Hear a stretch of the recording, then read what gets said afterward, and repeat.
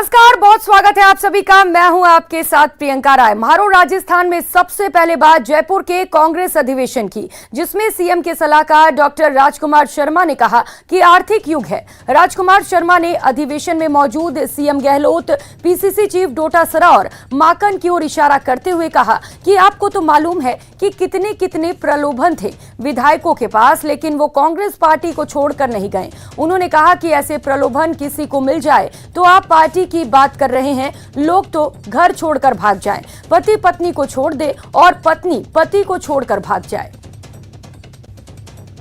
Rally करते अगर हम लोग वहां पे लोगों को ऑब्लाइज नहीं करेंगे, वो कार्यकर्ता अगर ऑब्लाइज नहीं करेगा तो वो व्यक्ति उसकी मदद नहीं करेगा। आर्थिक युग है, आर्थिक युग है। अगर हमारे कार्यकर्ताओं को अगर हम सबकी नजरों से देखते हैं, और आपके सामने तो उदाहरण है, कितने कितने प्रलोभन थे विधायकों के पास में, लेकिन आप तो कांग्रेस पार्टी को छोड़ के नहीं गए। आज अंदाज में ऐसे प्रलोभन अगर किसी को मिल जाए तो लोग बात कर रहे हो, पार्टी की बात कर रहे हो, घर छोड़ के भाग जाए। आदमी लुगाई छोड़ के भाग जाए, लुगाई आदमी छोड़ के भाग जाता, प्रलोभन मिल जाए। इसलिए मैं कहना चाह रहा हूं कि हमारा परिवार है, तो अगर अधिवेशन मैं डोटासरा साहब से कहना चाहता हूं, एक दिन को क्यों रखे हो, एक दिन को क्यों रखे, 2 दिन नहीं बुलाओ, क्या काम है? बैठ के बात करने दो सबको, अपनी बात रखने दो सबको। हम बात रखेंगे, संवाद रखेंगे, तब जाके हमारा परिवार एकजुट हो पाएगा। के दौरान पार्टी के कई नेता सीरियस नहीं दिखे। नेताओं में अधिवेशन को लेकर दिलचस्पी नहीं दिखी। सीएम अशोक गहलोत और पीसीसी चीफ डोटासरा के साथ प्रदेश प्रभारी अजय माकन भी मौजूद रहे। अधिवेशन के दौरान रोक नहीं पाई और कई नेता अधिवेशन को बीच में ही छोड़कर बाहर निकल गए। हालांकि अधिवेशन को बीच में छोड़कर बाहर निकलने वाले नेता कारण पूछने पर गोलमोल जवाब देते नजर आए। वहीं बीच में उठकर जाने पर पीसीसी चीफ डोटासरा ने मंच से घोषणा कर आपत्ति जताई और लोगों को अधिवेशन में बैठने को कहा।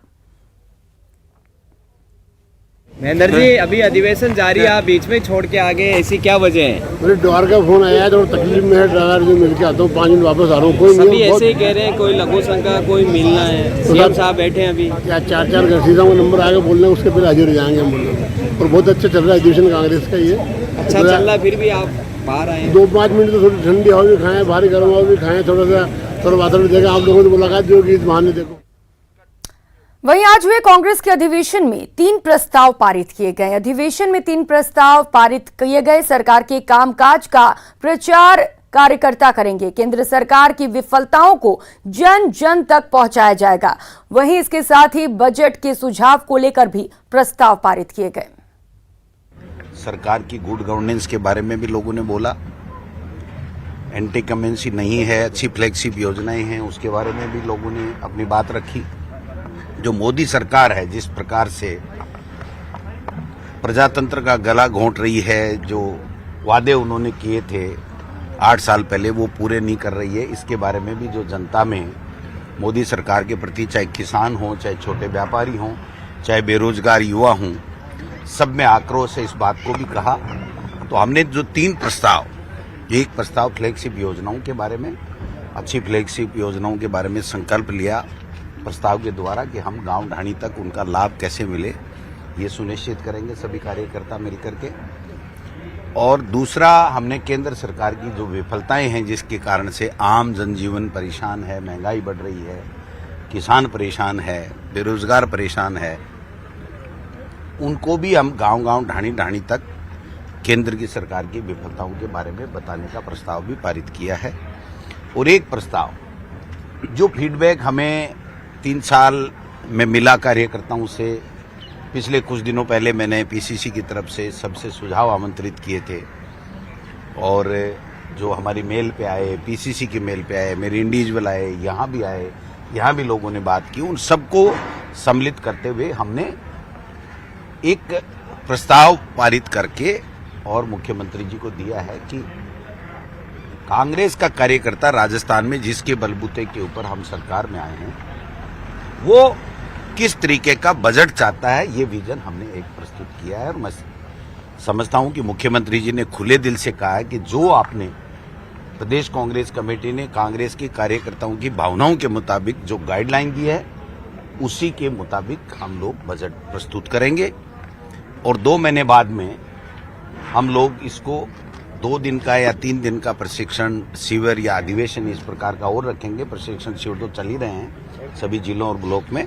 ये अधिवेशन रखेंगे जिससे नेता नहीं बोल करके और कार्यकर्ता जो ब्लॉक स्तर का है, जिलाध्यक्ष का है, जब हमारा गठन हो जाएगा तो उसके बाद में हम जो नए जिलाध्यक्ष, ब्लॉक अध्यक्ष और जो पदाधिकारी होंगे जिले और ब्लॉक में, उन सबसे बुला करके उनकी भावनाओं के मुताबिक सरकार काम करे और सत्ता और संगठन समन्वय के साथ में 2023 में पुनः हम राजस्थान में कांग्रेस की।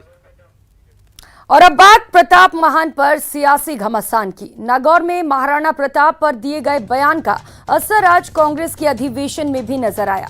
अधिवेशन की शुरुआत में ही खुद गोविंद सिंह डोटासरा ने ही मंच से ये साफ कर दिया कि अधिवेशन में कांग्रेसी कार्यकर्ताओं और नेताओं को अपनी बात तो रखनी चाहिए, लेकिन कोई भी ऐसी बात ना करे जिससे बीजेपी को मौका मिल जाए। डोटासरा ने यह भी कहा कि केंद्र में बैठे लोग नॉन इश्यू को इश्यू बना लेते हैं। मैं इतना ही आपसे करबद्ध निवेदन करूंगा कि ये बेईमान लोग केंद्र में सत्ता में बैठे हैं, भाजपा के लोग नॉन इश्यू को इश्यू बनाना जानते हैं। अगर हमने किसी ने भी ऐसी बात जो बंद कमरे में करनी चाहिए वो अगर खुले मंच पे कह दी तो हमारे अधिवेशन को वो दूसरी गलत दिशा में ले जाएंगे। तो मैं तो आपसे आग्रह करता हूं, आप सब मैच्योर हैं, सब कांग्रेस के वो नेता हैं जिनके कारण से सरकारें बनती हैं, और मैं आपको पूरे विश्वास के साथ कह सकता हूं कि आपकी ताकत और कार्यकर्ताओं की मेहनत के कारण से ये सरकार आई है और पुनः 2023 में कांग्रेस की सरकार राजस्थान में आएगी और 2024 में मोदी सरकार का सूखा साफ होगा। और 2024 में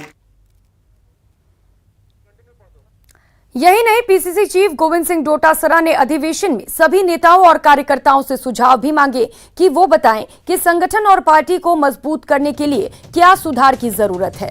डोटासरा ने जोर दिया कि कांग्रेस का माउथ मीडिया कमजोर है, इसीलिए कार्यकर्ताओं को मजबूत और सजग करना जरूरी है। कह रहे लोग ये चाहते हैं कि सरकार को दोबारा रिपीट करने में हमें क्या करना चाहिए, संगठन के लिए, सरकार के लिए क्या करना चाहिए, आपके सुझाव, और केंद्र सरकार को कैसे हम एक्सपोज करें, क्योंकि नेशनल मीडिया भी हमारे पास में नहीं है और माउथ मीडिया भी हमारा कांग्रेस का कमजोर है। ये मानने में कोई अतिशयोक्ति नहीं है।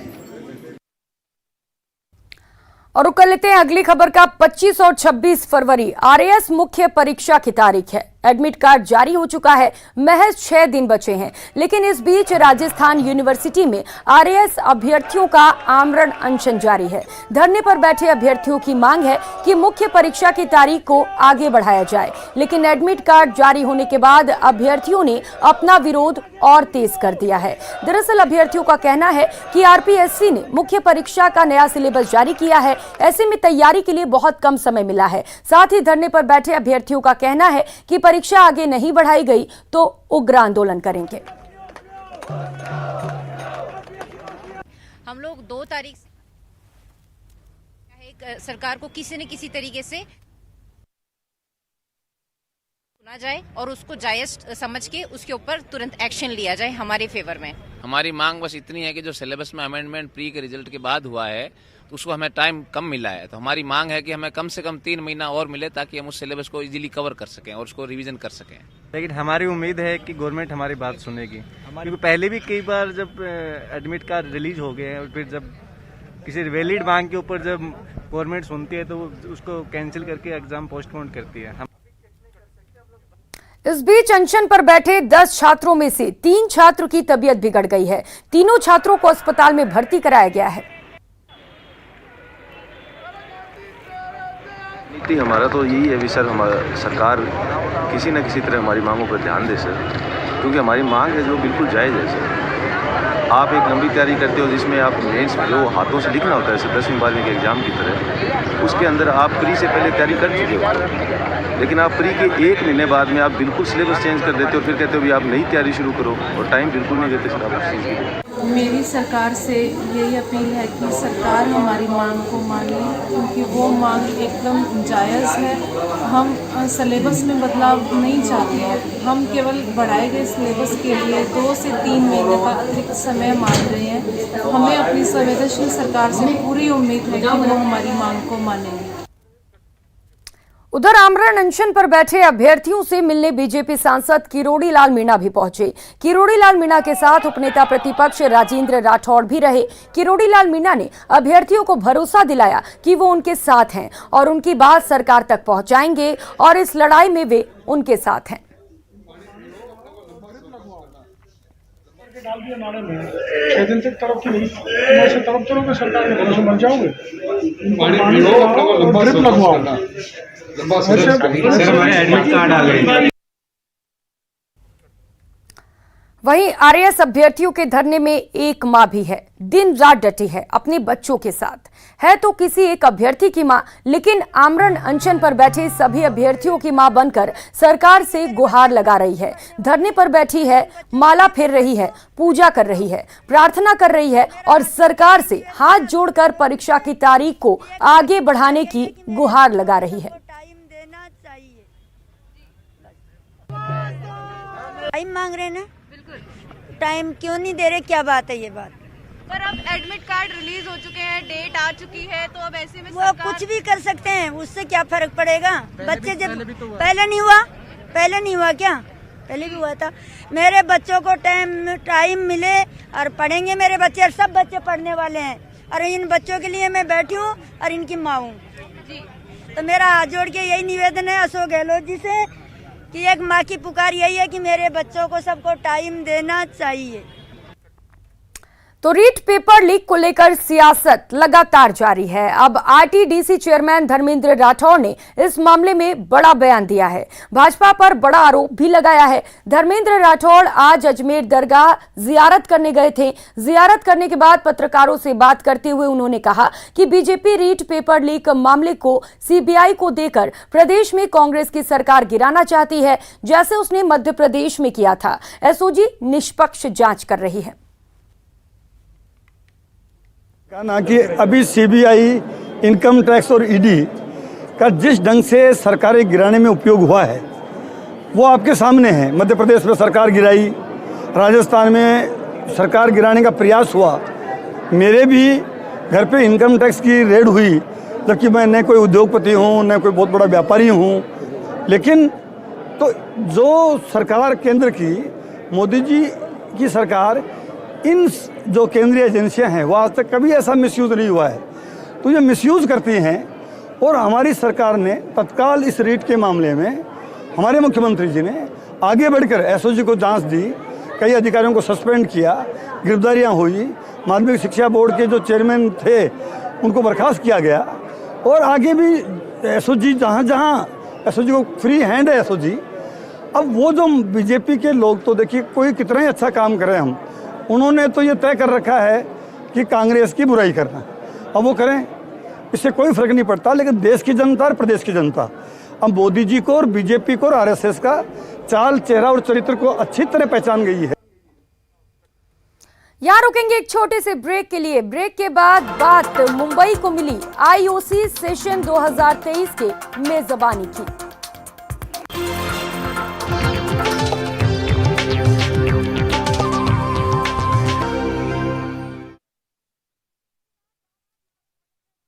करेंगे इस वक्त की बड़ी खबर का। भीलवाड़ा से बड़ी खबर सामने आ रही है। जिले के पुलिस अधिकारी पर गंभीर आरोप लगे हैं। मदद के लिए आई पीड़िता का यौन उत्पीड़न किया गया है। सीआई महेंद्र सिंह के खिलाफ मुकदमा दर्ज हो चुका है। सीआई महिला अत्याचार निरोधक विंग में ये पोस्टेड थे।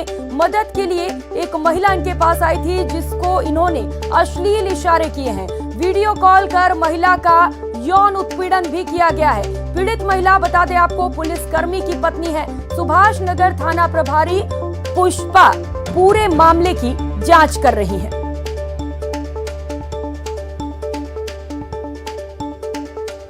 तो भीलवाड़ा से ये बड़ी खबर आपको बता रहे हैं, जहां पर सीआई महिला अत्याचार निरोधक विंग में पोस्टेड एक अधिकारी ने यौन उत्पीड़न किया है।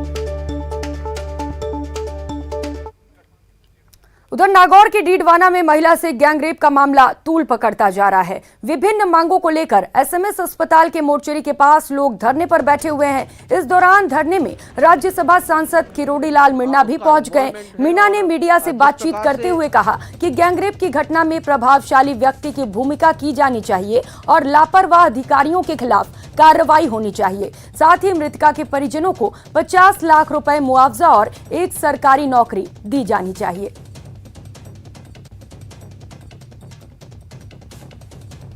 दो लोग जिनको पकड़ा पुलिस ने, उनको छुड़ा ले गया। वहाँ के स्थानीय बड़े नेता, सत्ताधारी दल के नेता थे, उनके कहने से छोड़ दिया। और उस छोड़ने में इन्वॉल्व तीनों, नरेंद्र जाखड़ वहाँ का डिप्टी एडिशनल एसपी, 4 को गायब होती है, 10 को एफआईआर दर्ज होती है।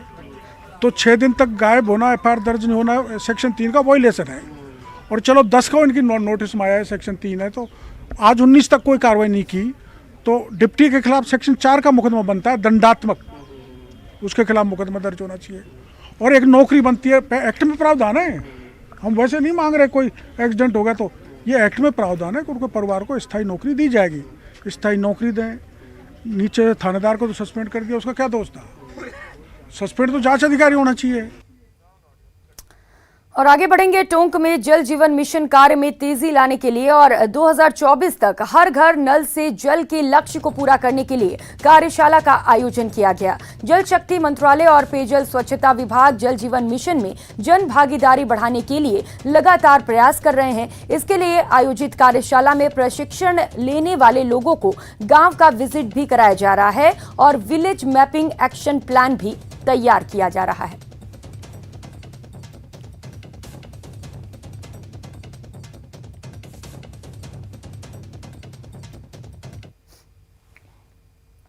जितना भी काम है उसमें अपने भागीदारी निभानी है। गांव से अनुदान भी इकट्ठा करना है, गांव में कार्य भी अच्छा करवाना है, गांव के लिए अच्छा एक अपने गांव में पानी पहुंच जाए वैसा अपने को काम करवाना है। गांव के उन तमाम लोगों को भी बराबर वो सुविधाएं देने का सरकार का बहुत सफलतम प्रयास है। 2024 तक प्रत्येक घर में जल, प्रत्येक घर में नल, और वो भी स्वच्छ मिले, क्वालिटी का पानी मिले, सुरक्षित पानी प्रत्येक व्यक्ति को मिले। और अब बात खेल जगत से जुड़ी ऐसी खबर की जिसे सुन सभी भारतीयों की बाँछें खिल जाएंगी।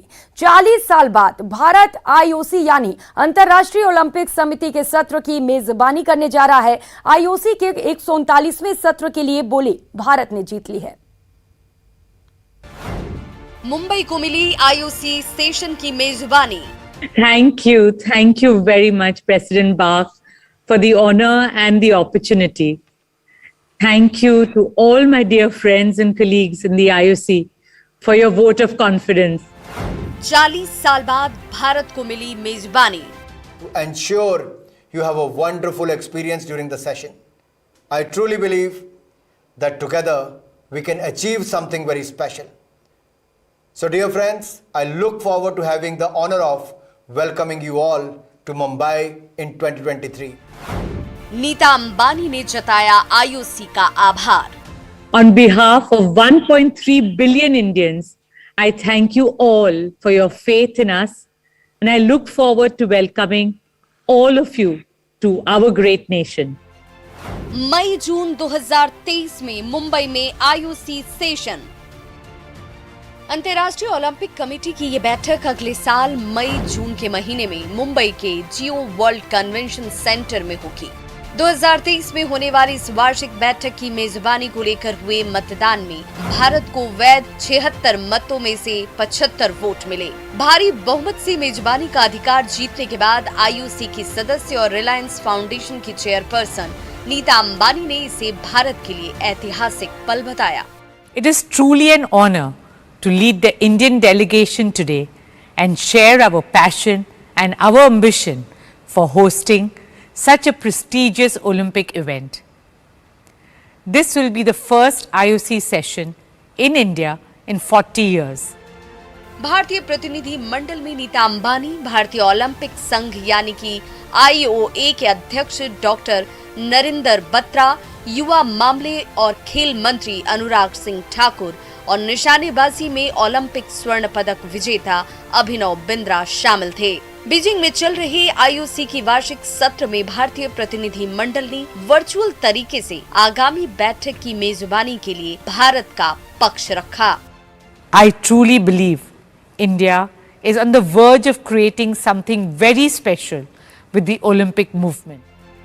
सत्र में आईओसी के सदस्य ओलंपिक चार्टर और ओलंपिक की मेजबानी के लिए शहरों के चुनाव जैसे महत्वपूर्ण विषयों पर चर्चा करते हैं। साथ ही 2030 शीतकालीन ओलंपिक के लिए मेजबान देश का चुनाव करना और 2028 के ग्रीष्मकालीन ओलंपिक के लिए खेल शेड्यूल को तय करना इस सत्र के एजेंडे में शामिल हो सकता है। Bureau report, news 18 network.